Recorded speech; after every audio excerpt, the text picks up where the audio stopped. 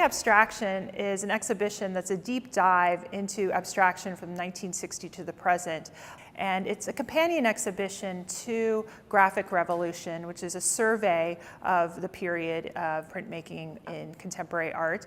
So abstraction is a form of art that moves away from representation, or something that would be recognizable from the natural world around us. It's an art form that turns solely to line, shape, color, form alone. It's a way of thinking about how images are made. How can it be visually compelling with a minimal amount of visual elements? And it's this idea in art of deconstructing traditions, moving away from representation, moving away from telling a specific story, and really just thinking about the visual qualities of the work. This exhibition is broken down into a couple of different sections that look specifically at parallel strains or parallel trends that were taking place during the past 5 or so decades. Hard edge abstraction, which is very linear, very clear, crisp color. Op art, which was all about dazzling the eye and optical effects.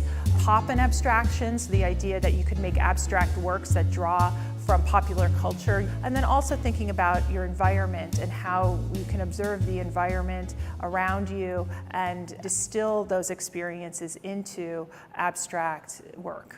So one thing I wanted to do in this exhibition is to show examples of works by some of those kind of founding figures who really planted the flag in the ground for abstraction in the 20th century, and one of those is Marcel Duchamp. And abstraction was one of his passions, and he specifically at one moment was thinking very much about how you could make optical illusions with just a few shapes printed on a disc that we would put on a turntable and spin and create almost this vortex-like effect. And he wanted to study those ideas of the psychologies of perception.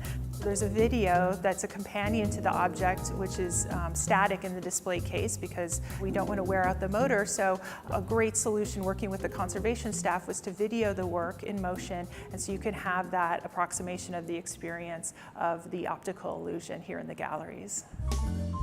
Works may appear at first glance to be very similar.